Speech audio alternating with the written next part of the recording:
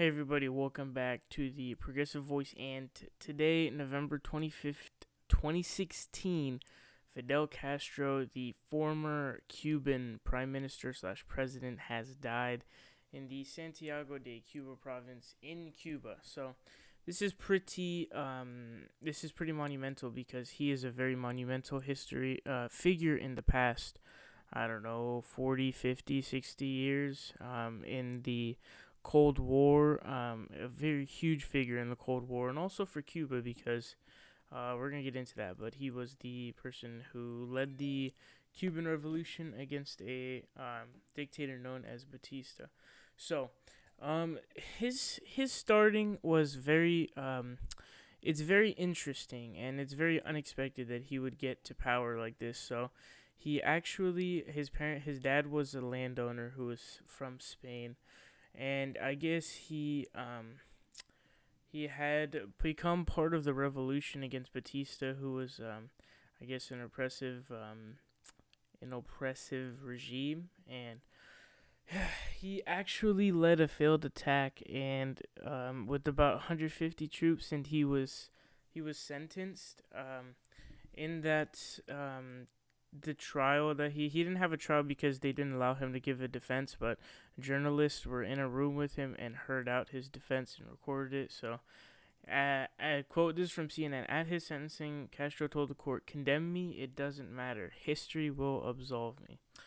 So that's very interesting, and I feel it's very monumental as well because, it kind of forecasted what's going to happen, or foreshadowed. So he was able to rise to power. Very interestingly, he gets sentenced, but he gets taken out of prison during when Batista, one of the later elections, may not have been Batista, but he gets out because they let him out before his 15-year sentence is over, which may have been a mistake because he actually came back to revive the revolution and honestly go with the guerrilla forces over, and I guess just take it over. So we got some more quotes here from CNN.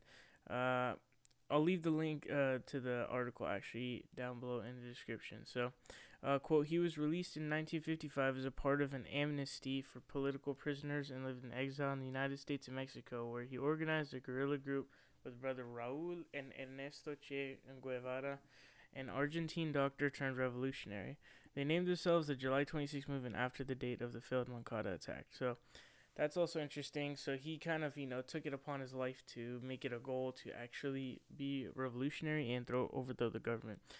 Okay. Anyways, getting more into his actual time as the leader of Cuba, the president, prime minister, as they switch names. I've got a quote here from CNN. Quote: "Less than 4 months later, a group of CIA-trained Cuban exiles, armed with U.S. weapons, landed at the Bay of Pigs in Cuba in an attempt to overthrow Castro.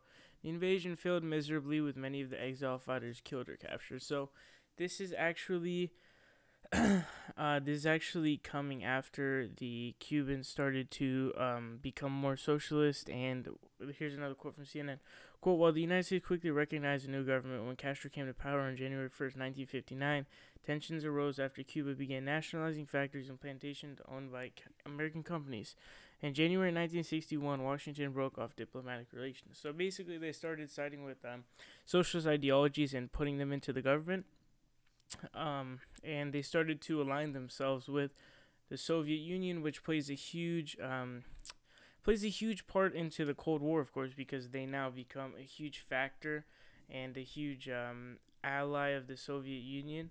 And because they're so close to the U.S., we have the Cuban Missile Crisis, which almost led to World War III, but thank God it was prevented.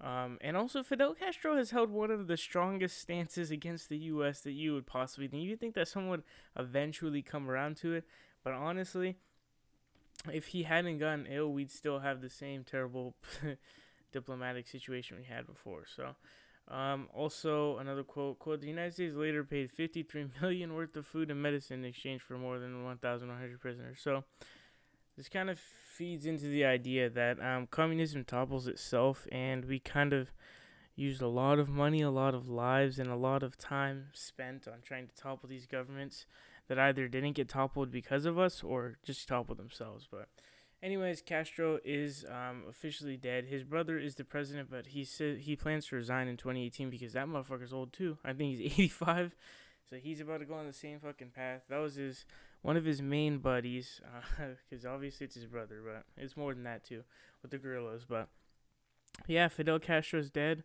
Hopefully, even though diplomatic relations have become better between America and Cuba, there's always room for improvement, and I'm hoping that they can become better.